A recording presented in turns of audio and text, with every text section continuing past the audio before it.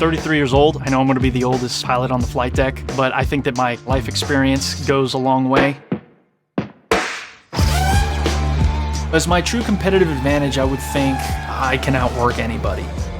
I truly believe that hard work is what really leads you to any sort of outcome that you want. I'm nervous, yes, I'm scared. I mean, I'm human.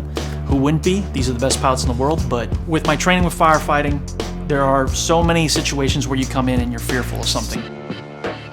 My lieutenant always tells me that when you're fearful of something, you know, that's when you become better. Let's go, man. That's it, baby. I'm gonna go in there and give it everything I have. Yeah! Woo! And welcome to another episode of the PiXL Drone Show, the show where we talk to industry professionals about how they use drones for, well, cool things, quite frankly. And today is no different. Our guest host is Kara Murphy and Haya Castillo. And really, I'm excited because we're talking to a FPV pilot. And you may be wondering what an FPV pilot is. Well, Manny is a drone pilot for the Drone Racing League, and he races drones for a living. I met Manny when we were in Las Vegas. I think it was in January, I don't even remember, of this year, and they put on an amazing show. And Manny and I got talking on the side, and I found his story quite amazing, actually. So I'm super excited to have him on the show today, talking about the DRL and how he became an FPV pilot. So Manny, welcome to the show. Thank you for having me. I'm excited to be here. I've been watching your little YouTube segments on YouTube for a while now, so I'm pretty. It's pretty crazy to be here right now. So thank you for having me. That's awesome. That's awesome. So you have a really cool origin story about starting to fly FPV drones. Can you tell us a little bit more about how this all became to be? Well, it actually started in my late 20s. I was actually in college, and I was doing a research paper on how technology was going to be impacting socioeconomical classes and all that. And so the topic of conversation of drones started popping in as far as delivering packages, and Amazon, you know, at the time had simple illustrations that they wanted to do. And it blew my mind. And so I went down a rabbit hole of the drone technology at the time. This was back like in 2014, 2013. And just went down a rabbit hole of all the technology at the time. And so as I progressed through it, I was actually moved up from Miami, Florida to Atlanta, Georgia. And here you have Georgia Tech. And you also had a lot of influential pilots like Mr. Steele, who was an FPV freestyle pilot here, who was just emerging. And I got introduced and thrown into that world of drone racing and FPV flying. And it just kind of took off from there. That's awesome. That's cool. Can you tell us, for the people that are listening that aren't familiar perhaps with FPV drones or let's say FPV drone racing, can you tell us like what kind of drones do you use and how do you fly them and what's involved? Well, I usually fly FPV racing drones, and they are basically mini quads. They're very, small in stature, and they're meant to go fast, very fast. The batteries also range between 3S to 6S, and that just depends on the power that the battery has. These drones can travel as fast as 90, 95 miles an hour. Wow. And they could also range from 30 to 95 miles an hour. And we don't typically run them that fast because, the batteries don't last as long. But we fly that. I also fly cinematic drones as well, where that's just nice and smooth and steady, like Cine Whoops. And I'm currently at this moment building a Cine lifter to see if I can start maneuvering that. So just to make sure that everybody understands, FPV drones, they don't hover like, let's say, a DJI or Autel drone, right? And they don't have 40-minute flight time? No, FPV stands for first person view. So you're in the cockpit of the drone. So you're not flying it line of sight, and you're not seeing it hover in front of you. You're in the cockpit, and you have full control of all of the capabilities of the drone. So the accelerometers on the drone are non-existent. So you have control of the pitch, yaw, turning, everything. And so you have to keep it balanced in the air. So no GPS connections required, none of that. You're the pilot, you're in charge. Oh yeah, you lose your drone, it's gone. If it goes straight to a forest, you're just gonna have to be looking for it for hours. That never happens, though, does it? No. Never. So how did you get recruited by Drone Racing League? Well, the Drone Racing League, I started becoming very popular through a simulator. So another great way to get into FPV is to get into simulation or simulators, which is a very cost-effective way to get into it. Because one of the biggest problems, or one of the biggest hurdles that started happening around the 2015-2016 year, was that a lot of people were breaking their drones, unable to repair them quick enough in order to get back up and start flying. So the idea of simulators started to come into play, and DRL has a fantastic simulator called the Drone Racing League Simulator, where I personally love that one the best, where I started jumping into that and became proficient, very proficient at my skill level. And I started auditioning for the tryouts, which they host every year, which they select one random person from the simulator to win a competition. And then whoever wins that competition gets a DRL contract. I auditioned 3 years in a row. My first time was in 2019, where I placed 54th place. And then my second year, which was 2020, I ended up placing 6th. And then I believe 2021, I ended up placing 4th. I never won it, but I was always adamant, always on top of it, talking to people within the Discord community, the DRL community, and through that, I ended up getting recruited. That's so cool. How often do you practice? Is this something that you do every day, that you do 2 hours a day, 4 hours a day, 8 hours a day? I know to get to that level, you got to put in the hours. What does that look like on a typical day? So on the simulator, I used to put absurd amount of hours. I mean, it wasn't healthy, so to speak. It was so the simulator's connected to throughout the entire world. Everyone's got access to it, and so to be the best in the simulator, which I could comfortably say that I was at least top 5, in the simulator, you got to put an absurd amount of hours. So I would put about 74 hours every 2 weeks is what I was logging on Steam. Yeah, it was a lot. And I would sometimes wake up early. I would wake up at 3 a.m. because I didn't want the EU guys getting my leaderboard times. So I would wake up. Yeah, so I would wake up at 3 a.m. just to meet up with them, and they would be like, "You're up," and I'm like, "Yeah, that's right, I'm up." Yeah, here, ready to fly. Do you ever get sick of FPV drone flying? I mean, literally and figuratively. I mean, motion sickness, is that a thing or no?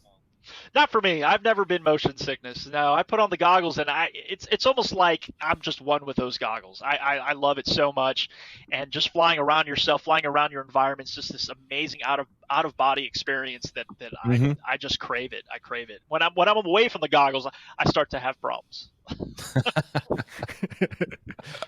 Yeah. So the goggles, tell us a bit more about the feeling, because I've seen the goggles when I was at the DRL event, and actually the cool thing for me was not necessarily looking at the drones themselves flying by, because they go so fast and it is just a tiny little dot flying, but looking at what you guys were looking at in the goggles is quite impressive. Where do you look when you look inside, because there's so much going on and happening so fast? Do you look for other drones, or do you simply focus on the track in itself? Wow, so there's a lot of things going through your mind when you're flying, especially with the caliber of pilots that are in DRL. I mean, they're insane. And so there's a couple things that you have to think during a race. Yes, obviously the obstacles, the course itself is something you have to study before you get on there and understand where your lines are going to go and what do you think is going to be the fastest, expedient way to get through the course. But you also have to worry about your competitors and where they're going to be placing and what lines they're taking, because if 2 drones are taking the same line, there's a huge possibility for a collision. And so, or like what we like to call it, a midair in drone racing world. So those collisions need to be, gated back. So a lot of it is patience. Sometimes you got to let these guys pass you and just hope that you can focus on your lines well enough and hit those lines so you can catch up to them. There's two ways of approaching it. Some guys just gun for it and hope for the best. Other guys gate back and they try to be a little more tactful with it, which is typically my strategy, and I use that also in my professional career as well. So it's more there's a lot of patience that's involved with it. Oh no, I was going to say, watching you fly at different events, I see that you're a bit more patient than some of the other flyers. So I feel like you seem to crash a lot less and finish some of these heats when others have gone into the wall. Yeah. So that's one of my strong suits, is that I'm consistent. I've always kind of done that. I've never been the guy that wanted to just get a fast time. I've always wanted to make sure my drones stayed in the air because they were very expensive. So I had to make sure that I didn't crash as often. And I think that kind of helped me out during my journey into DRL, because I'm able now to understand that maturity and that way to gate back if I really need to. And it worked out. It's working out. So for people watching the DRL races, like, what's the format like? Are there different waves? Is there a finale? How does that work? The format works. So how the DRL format works is pretty much it's just constant levels on different stages, essentially. And so we travel and go across places all around the world sometimes. 2020 we weren't able to do that, in 2021 due to COVID, but yeah, they go to big stages and we do levels within a certain geographical area, and we compete for season points. And then at the end of the last race of the season, which took place in Vegas, those season points are tallied up. We do a championship race and we decide who podiums for the season, which was Evan. He was heads up. He was amazing. I'm curious, do a majority of the races take place at night? Is it more of an indoor track, or are they outdoors? What's it typically like? It just really depends on where the venue is going to be at. I know they really like night races because it's better for the spectators. It looks cooler with all the flashy lights. And so typically all the races are done in a dark atmosphere, which brings challenges as far as looking through an analog feed of your goggles, trying to figure out and maneuver through that course. It does bring its challenges, but luckily they illuminate it well enough where you're able to know where you're going and how to maneuver through it. So you mentioned analog goggles. They haven't switched to HD yet, and is that something that they might be doing, or?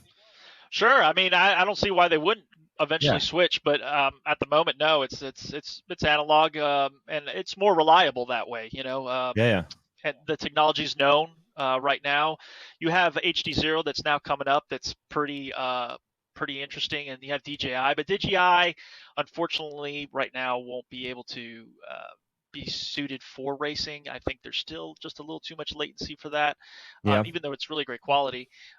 So analog is the most reliable source for racing at this point. That has the lowest latency and allows you to fly as fast as you can, I guess. Yeah, absolutely. Yeah. Yep. Okay, so can you tell us what it is like to be on the circuit? How often do you travel? For how long? And then what does it look like a typical day when you have race day? Typically, so travel time on a typical race. I mean, I race everywhere. I don't just race in deer. I also race in the Street League, which is an up and coming league for. Actually, let's talk about that, because that's something that's interesting, is like where people can go and actually race, right? Mm-hmm. So if you're going to be getting into drone racing, besides the simulator is obviously a great place to start. It's a great place to figure out the mechanics of the drone without the accelerometers, so you're not wasting a lot of money learning. But another great way is to get into these amateur leagues, which is like amateur semi-pro leagues, which would be Street League and multi-GP, where you're allowed to go in there even as a novice and just kind of fly with other people, with other pilots, and kind of learn your way through it. And you could go onto their websites and look them up. I think it's like streetleague.io is the website for that, and then multigp.com. And you create a pilot handle, a pilot name, and they have a list of chapters where you can go and actually fly and compete with other people and other people's times. So it's a nice way to get into that world and to meet people. So for FPV drone racing, are there standards when it comes to the drones? Like, is there a universal type of drone that people use? I mean, how does that work for DRL? Well, DRL's everything's spec, so Yeah. everything is the same. There's nothing different about the drones themselves. Everything is the same. Everything, even down to the controllers we use, the goggles we use, everything. The seats, the seat cushions. I mean, they everything is the Everything. same. The There's only no thing, tuning or adjusting or no, modifying. No. none of that, none of that, none of that. Everything is literally the same. So the pilots themselves are the ones that are actually competing and performing. As far as the other leagues are concerned, there's a little more wiggle room, a little more play. Multi-GP has open class where anything goes. Anything you want to put on your drone to try to make it faster can be utilized. And the reason they do that is to promote innovation. And that's a great way to push that envelope of innovation, because sometimes you see the wildest stuff at these race events, like some things that people just create, and it's nuts. It's wild. Isn't that also the beauty of FPV, that people make their own drones and they come up with their own ideas and their own designs? I mean, that's got to be some of the appeal, I would imagine, right? Oh yeah, it's incredible. It's incredible, the amount of designs and stuff. Like, I'm actually working. A friend of mine is actually working on a drone frame design here for the street leagues that I want to utilize in their next race, and they have a race coming up in California that I want to go. And so it's usually a 2-day stretch is usually what we do. But yeah, it's crazy what people come up with, and it's inspiring too, because it's the innovation and the love for the sport that goes into it. All right. Do you get any say in how the drones are tuned when you're racing for Drone Racing League? No, I don't get any say in anything. I just show up. They give me the goggles, they give me a radio, and they tell me go. That's it. So you started flying FPV drones a little later than some of your competitors. Is there an advantage to being a little older, a little more cool-headed, perhaps, or is it an advantage to being a younger kid getting into FPV? So I think they both have their advantages and their disadvantages. Being a young kid, you learn quicker. I mean, I had to put so many hours into a simulator simply because of my age. And then you have guys that are 16, 17 years old that come in here, and then within 5 months, and like half the hours they're already at my speed. And it's like, oh gosh, it was just, it was heartbreaking. But I mean, it is what it is, you know. I mean, there's nothing more I can do.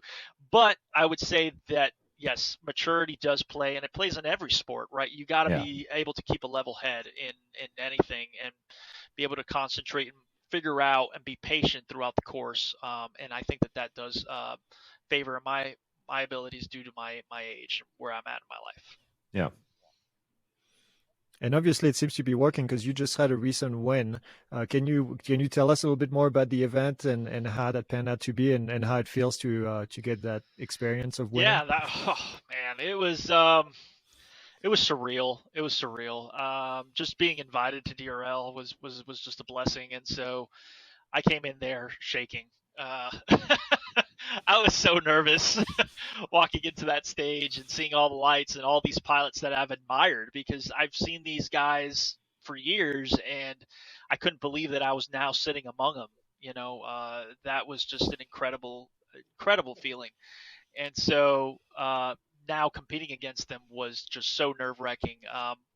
So my first event was a little bit of a shock. It really was. And I went slower than I normally do, but it panned out well, because I was just focusing on my lines and making sure I didn't crash and stayed consistent, and it just panned out. And then eventually I was standing on a DRL podium, and it was incredible.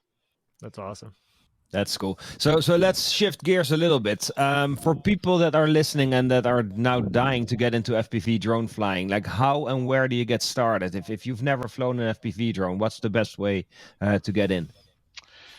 So the best way to get into FPV, honestly, would be, I think the first step would be to get on Discord. And the reason I say on Discord is because there you have just an entire community of pilots, especially on the DRL community page, where you could freely get in and just talk to everybody and anybody. And they created such a fantastic culture within that that page that is unlike any other that I've been on. And I almost feel like part of my success and where I am as a pilot is due to the way that page was handled, to be honest with you, because it was just so non-judgmental. They're you could go in there and just ask any question and people will answer. They're always looking to answer. The community there's always looking to help in any way possible, because we collectively want to see the sport grow and see it emerge. So I recommend getting on the DRL Discord page, and then from there downloading the DRL simulator, buying a transmitter of any kind, one of these controllers, and then just plugging it into a computer and just start learning how to fly. And because you use the actual remote control when you fly in a simulator. You're not using your keyboard and your mouse. You're actually holding sticks, right? Yeah, you're actually holding sticks. You could use the keyboard, and we sometimes do it for fun. We actually get on the keyboard and see if we can do it. That's another way to learn. And Discord is so NFT, by the way. But anyway. I'm sorry, what was that? I said Discord is so NFT world. Do you know what I mean? Yeah, oh yeah. So one more Discord. It's just the tech world. And the tech. Yeah. So anybody that wants to get into tech, I mean, I didn't have any tech background like coming into this. I really didn't. I'm actually a medical guy. Like I like medicine, and that's what I studied. And so coming into the tech world is like a whole brand new world for me. I didn't know any of the terminology. I didn't know anything of anything, so luckily I was able to find that Discord, and I was able to meet a lot of people, a lot of very influential people in my life, and they led me to the right way. What kind of drone do you recommend to get started? Should somebody buy something off the shelf and then fly that, or go directly into building the drone? And I know it's a bit involved, especially with the technology, the knowledge, and all of that. Where would you go if you started this again? Wow. Which way? Yeah. I think. Yeah, the best way I think to start into actually flying IRL is to buy an ready to fly, which is RTF drone. So if you type RTF on Google drone, it'll lead you to these drones that come already pre-built, and sometimes they even have the goggles put in and the actual transmitter as well. And then you could use that transmitter to hook it up to a simulator. And then now you have the actual drone and the simulator, so you learn how to fly there, and then back in real life. And so I think I think that would be the best option to go to, is to buy just a pre-built drone, and if you break it, then you could go on to Discord and start asking people of how to fix it, and then they'll link you to certain parts that you need, and then that's when you start going in there and start tinking around with it, and little by little, eventually you're going to replace everything on that quad, and then you would then know how to build one, because that's what happened to me.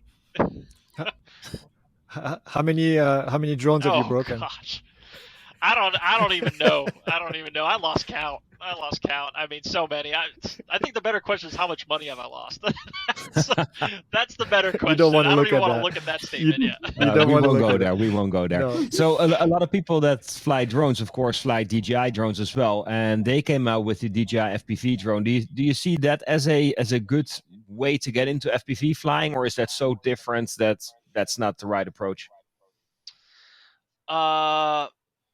So, I mean, DJI flying is just so different than FPV. They're just two different realms, right? I know some FPV pilots that aren't great at flying at line of sight, and then you have the line of sight pilots that aren't great at flying FPV. It's just two totally different worlds, two different flying styles. So, I mean, you could buy yourself a DJI. I mean, it's not going to hurt. Anytime you're on a stick, you're on the sticks practicing, it's going to be good. It's good practice, no matter what you're flying. So yeah, you could go down that route as well, and buy something that you could see line of sight first. Maybe you feel more comfortable keeping an eye on it first before putting yourself on goggles. So yeah, it just whatever you think you want to get into, you could definitely go into, and you could easily transition from either or. So, what kind of skills make a great pilot? Wow, I don't know. That's another loaded question. That's a secret. That's an answer I continue to search and try to figure out. some of the guys I admire that I fly with, Heads Up and Vanover and Gab 707. I mean, they're just masters at their craft. The way that they all have different characteristics in the way that they fly. And so you kind of just try to embody everything, all the best qualities about them, but it's difficult. It's almost like an NBA player with their jump shot. Everyone shoots it different, right? And it works out better for some people than others. It's the same thing with FPV drones. So I think that answer is still trying to be figured out and trust me, we're all trying to decode it. They're actively trying to figure it out. And I think every year we're getting closer and closer to that answer. So again, going back to people starting with FPV drone flying, we spoke about getting a ready-to-fly drone and getting a simulator. What kind of budget do you need in order to get started? So you could get an RTF, which is a ready-to-fly drone, for about $300, $350, and then it comes with the transmitter, comes with the goggles, it comes with a little drone that you can learn how to fly. And then with that, you could go onto Steam, download the DRL simulator, which is I believe $20, and just start practicing. So yeah, I mean, around $400, and you're ready to go. You're ready to start. That's not that bad. But then, of course, once you start crashing and you need to replace and repair, it becomes a little different, perhaps. Yeah. Right. Don't crash. Right. Just don't crash. Right. But that's why you get on the simulator first. You learn it there, and then you go and test it out in real life. Yeah, that's what I recommend. So what does it take to get good at FPV flying to the point where you're ready to race? Yeah, that's that. So there's a lot of prep time that goes into it. One of the things I like to do, a lot of the guys that do the local races around the country with the Street League or with Multi-GP, is they'll put the actual course onto the simulator. And so I'll go on the simulator and start practicing my lines there and knowing where to pick and how I'm going to be taking it. And I memorize it so that by the time I reach the field, I don't even have to worry about memorizing the field. I know it automatically, and I start practicing my lines right away, because you only got an ample amount of time to practice before you actually start competing. So in real life. So there's a that would honestly be the way that I approach it. That is the way I approach it, actually. It's just go on the simulator, understand my lines, and then put the field out in real life, and then practice it then. And then just get it perfected. So for me, coming from the flight instruction world in real airplanes, going from the sim to the actual airplane, there's always a difference. There's a different feel. There's a different. You don't get the vibrations that you get in the airplane. There's a different element that the sound of the aircraft, the vibrations. Like I said, do you find the same thing when you go from the sim to the real world? Is there something that feels different that you have to account for? I'm sure the wind is going to be one of them. Yeah. So first, right? yeah, I mean, a simulator can't simulate wind, right? It can't simulate gravity as well either. So there's some little nuances on there, but I'm gonna be quite honest with you. It's pretty spot on, like the way that they've been the beta team's been working, at least with the simulations. Yeah, it is a little bit of a transition, obviously, but what I've noticed through my experience is that when I started jumping onto real drones after simming for so long, at first it was a little bit of an adjustment, but then I started making maneuvers that I normally did in the simulator, and I was like, whoa, what the heck was that? And and it was like, did I just pull that off? And it was like, yeah, because you have that muscle memory that you build from the simulator, and that's the most important thing. It's that muscle memory that you build. Yeah, that's cool. Do you find yourself taking more risks in the sim, maybe because you know that if you crash, nothing happens? Absolutely. That's another facet of it. The sim, the mentality, knowing that you're not going to lose any money, so you take these crazy lines and stuff. Versus in real life, you got to be a little more, you have to gate back just a little bit because it's real life. So yeah, the mental side of it. You might also take some time away from your race lines because you have tried something that you wouldn't otherwise have tried in real life, and then you realize that it works, and then eventually convert that to real life. So yeah, I'm sure there's a double-edged sword there. we see FPV shots in a lot of movies these days, and more it looks like the cine lifter, like you said, you're building. Is there any cool shots from movies that you've seen recently that you're like, oh man, I couldn't totally do that, and that's definitely an Oh well, FPV I shot mean, right there. Vanover with ambulance at the moment. I mean, those shots were Yeah. incredible. Yeah. I haven't actually seen the movie. I haven't had the time, but I need to go and watch it because I hear it's spectacular. And what I've seen, it looks incredible. So I want everyone to go and watch Ambulance and go see how Vanover makes those amazing action scenes and shots. And I can't wait to actually see it for myself. So I need to go out there and do that this week, actually. Yeah, I saw a trailer, and That's some of pretty the shots exciting. are No, the definitely trailer, crazy. Yeah, the trailer looks insane. Yeah. Insane. I can't wait. I can't wait to go actually see it. So I'm curious then to hear from you. Like if you started with a Cinemoop, you have like a tiny, lightweight, small quadcopter. Now if you have a Cine lifter and you put a expensive lens camera on it, like it's bigger, it's heavier, it's bulkier. How does that change the way you fly those drones? I mean, apart from the fact that if you crash, it's going to be expensive, but it flies differently, I would imagine, right? Oh yeah, absolutely. I mean, anything cinematic is meant more for a slower pace. Mhm. I'm not sure what Vanny was flying for ambulance because clearly that's not slow pace. But normally what I've been flying is more slow, methodical flying, just to make sure that you get that nice transition, that nice shot, in the scene. For something faster, quicker, like a cine lifter where you have a Komodo on top, I mean, yeah, weight's going to be a huge problem. But at the same time, I mean, the motors that those devices have, I mean, can make it sometimes even feel just as lightweight as one of the quads we fly racing, from what I've heard. Yeah. I can't wait to actually tap into that. I definitely want to fly a cine lifter eventually, and I'm working towards that right now. So I'll let you know if you want to follow back on that.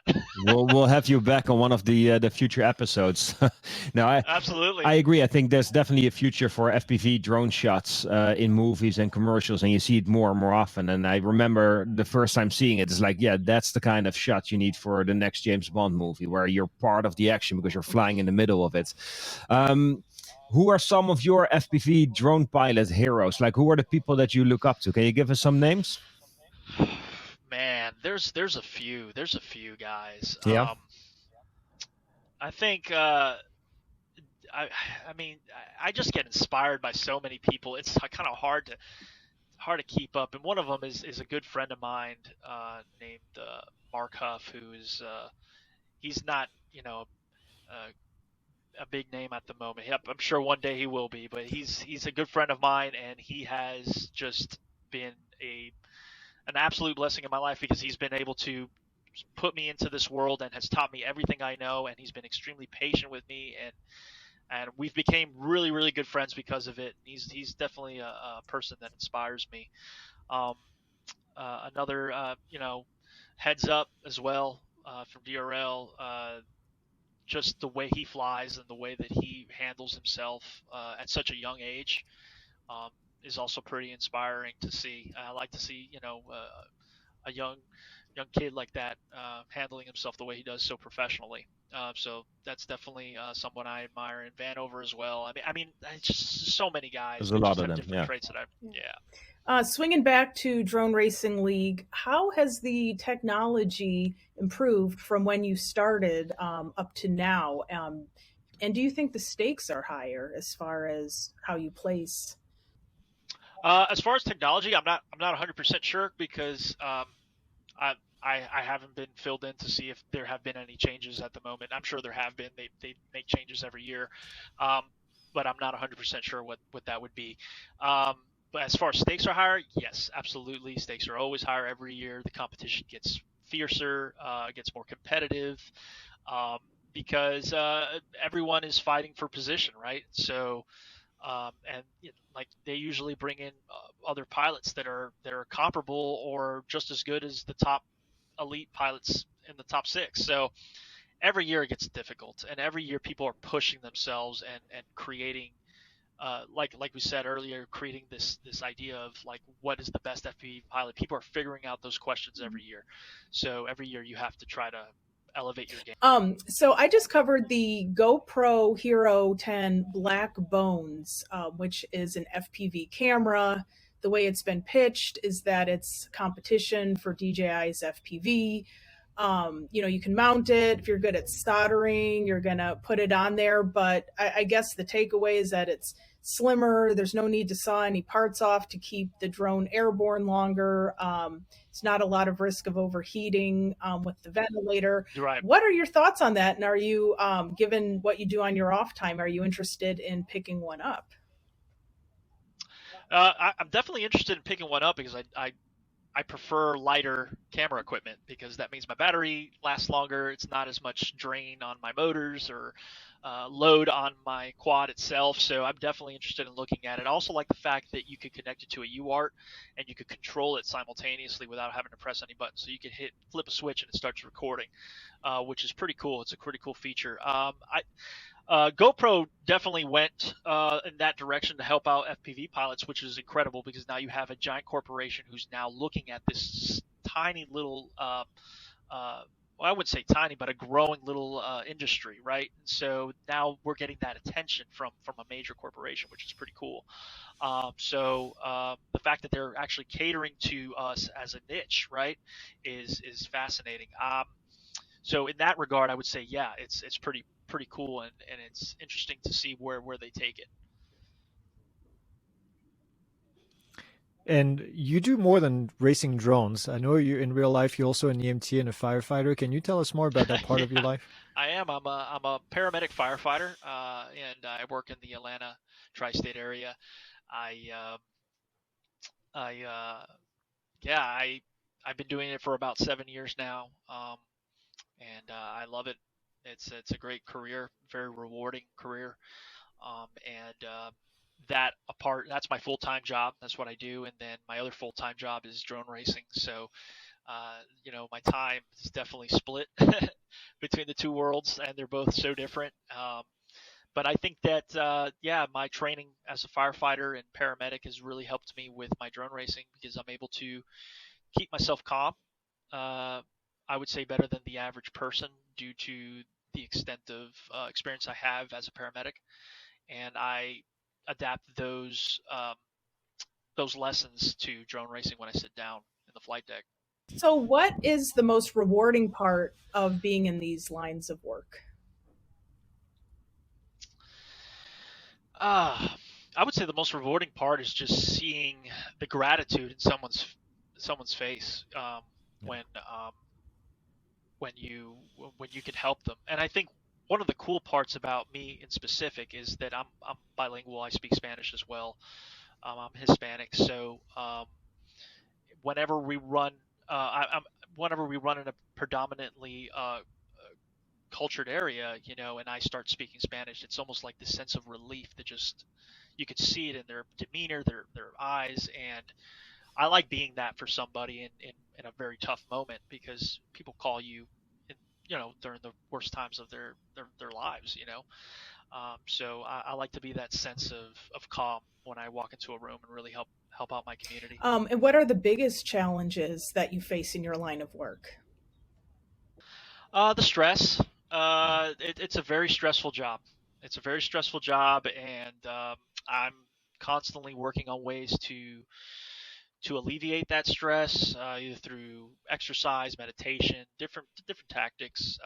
Sometimes just getting away from everything, just being by myself for a couple hours and doing just nothing. Believe it or not, that helps. I would say that the stress that's involved is definitely one of the harder things, and I feel like it isn't expressed enough. Does picking up an FPV drone help you to get rid of the stress? Like if you fly, can you forget about everything else? Yeah. But see, that's the thing. Now everything's turned differently now for me, right? Because now I'm more professional. So now I take it so serious that it's almost not as relaxing as it was before, where I was just having fun. So, but yes, it is. FPV is definitely once you immerse yourself in the goggles, it's like everything just goes away. Yeah. I can't explain it. It's just I love to do It's that. immersive. So, It's a different way of flying drones, I guess. It's not the same as flying your regular standard DJI drone. yeah, it's not. It's not. So I actually just recently. Oh, I'm sorry. no, go ahead. Go ahead. Yeah, I just recently actually went to an elementary school too to start helping kids out with their drones and Yeah. seeing if we could get them to actually start racing. So that's another area I'm now tapping into, is to try to give back in that regard somehow. Get your competition ready to go, right? Train Yeah, them right. young. The next generation. Hey, the next generation. I have no problems with No? the next generation beating me. As long as they're the next generation, Not not yours. this generation. There you go. Just wait a few years and then compete. Exactly. So, where do you see FPV drone flying going? Like in the bigger picture, 5 years from now, or just looking forward? Like, where is there room for opportunity, or what kind of new technology do you see emerging? Like, what's ahead? So yeah, I mean, that's a big question too. I mean, there's so many areas that it's going into. I mean, you have FPV that's now starting to phase its way into public safety. You have it phasing into Yeah. other areas of building management and landscape. I mean, it could go anywhere. Yeah. And I think with the technology that continues to progress and the way that people are constantly pushing to make things better, I think it has endless possibilities. I really do. I don't see it going anywhere anytime soon, for sure. Yeah, just get better, more capable, lighter, perhaps. I remember Yep. not too long ago, I think it was in California, there was a police SWAT team, and they used a Cinewoop drone to fly into an apartment and to check out the scene before they sent people in, which I thought was super Yes. smart, because at least you keep Yeah. people safe. And they had like this tiny drone just fly in through an open door that was cracked open and just explore Yeah, the I whole think. place. It was crazy. Yeah, it was incredible. Yeah, because those small little drones, since they don't need GPS and you fly them, yeah, exactly like that. Yeah, Yeah, you can fly the indoors little and through anything, basically. anything. I mean, if you throw a baseball through a window, you can fly this through it. Yeah. And they're not that loud, and they have a great camera feed. So you could definitely use this in a scenario like that. Have you seen that being picked up by first responders, like fire departments, police departments, to start using FPV drones instead of just the regular drones? No, not FPV drones. I have heard them using tethered drones, Yeah. automated drones in that regard. I don't think I've read anything about FPV just yet, but I'm pretty sure at some point it's gonna have to go in that direction, because you have complete immersive control over Yeah. the device. So for safety reasons, I think FPV is safer than line of sight. Personally, me, Why is that? because I feel Yeah. I feel like once you're inside the drone, you're completely immersed with it, and so you have complete capabilities of where you can go and how you can maneuver through things. And then with certain technologies like collision avoidance and stuff built into an FPV drone, I think that you can see a more safer, reliable pilot than you would line of sight, because line of sight, you're just limited by your eyesight, and you're limited by what you're receiving as far as what you're looking at. So Do you think is FPV drone flying, is it perhaps too hard to learn to see that be picked up by, let's say, police and fire departments on a larger scale? I mean, getting a Part 107 certificate is one thing, but to learn how to fly an FPV drone and then take that into emergency type situations, is that just a barrier that might be too high? I mean, does it need to become easier to fly them, perhaps?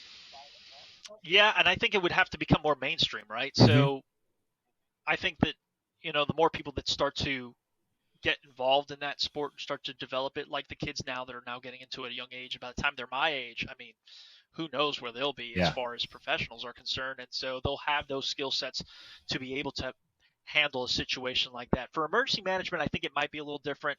And I think that that's an area that's still being explored, because you have a lot of, it's just nerve wracking, right? It's an emergency situation. So you're dealing with the mental side of it as well as the physical side of it. Yeah. So I think that still needs to get worked out. But for other areas, other facets, like farming, LiDAR systems, topography, that sort of stuff. Yeah, I could see FPV drones being integrated pretty soon. Yeah. Yeah, and Brink, that's based in Las Vegas, actually has an FPV drone for public safety departments.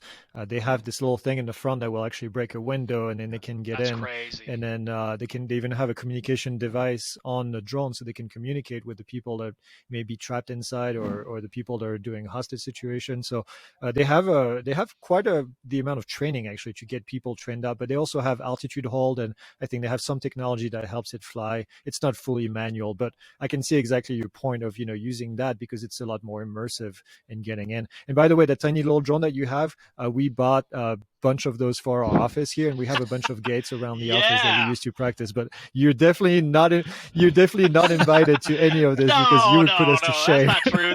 These little drones, man, they're fast. They're fast and they're hard to fly. And I know some guys that fly them amazing. Yeah. I know that they fly them amazing. Oh. So. Yeah, we've lost a couple around the office behind some walls and stuff. But yeah, it's a ton of fun. It's a ton of fun. Well, we're getting towards the end of the show, but we always have one question for our guest, and it's what is your favorite drone to fly? And it doesn't have to be the DRL drone. You can tell us. Well, the DRL drone is the Racer 4 is very, very fun to fly. I love flying big drones. I like flying 7-inch drones, but then at the same time, I also have a tiny trainer that from 533 that's pretty fun to fly too, and it's a 3-inch drone, 3-cell. It goes about 30 miles an hour, 20, 30 miles an hour, but they're so much fun because you can just keep bashing them in your backyard. They don't break. And so I've been flying that a lot, and I've been flying big 7-inch drones with the Street League because I want to see it go bigger. I want to see X-Class, that would be crazy. Are you guys familiar with those X-Class drones? Are just ginormous. How big are those? They're just like much 13-inch bigger. props. Oh wow! Yeah, they're massive. And I usually. Definitely easier to see. And it's menacing when you see them just hauling through a field, and it's crazy. How heavy and how fast do those ones go? I don't know. I've never built one. They're expensive. Yeah. But I know a couple guys that do, and a couple guys that race them. And the first time I actually saw an X-Class race was in International Open, Multi-GP International Open, which they host every year. And it's like a giant congregation of FPV pilots from around the world. They get to one spot and just race random drones, different sizes at different points in times. And it's a great time. And I saw an X-Class race there for the first time, and I fell in love with it. So I did. Question then: If people start flying those kind of drones for races, and they're faster, they're more capable, they're heavier, like how do you keep the audience safe? Like how do you set that up so that people can still watch that and not have to be afraid that they're gonna get crashed by a drone? Well, I mean, yeah, you have to have safety regulations, and we usually are about almost 50 yards back from the start gate. Yeah.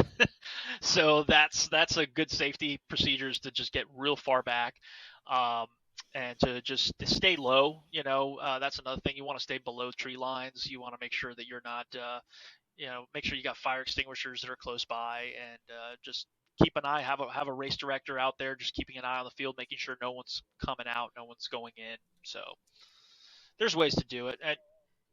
And DRL has massive nets all around the event, so the spectators are behind the nets, and you're a certain distance from the nets. But these things fly. It's super impressive. I know the first time, and I'm a drone geek, the first time that I saw these things flying, I could not believe how fast they go and just how quickly it's. And then even the crashes are quite impressive because they'll get midair and just start just shooting into things. It's really impressive. DRL is on top of safety like it's nobody's business. I mean, that's the number one thing they focus on. So and that's what everyone should be focusing on, is making sure that everyone's safe so that we can continue growing the sport. So one more thing that just came up.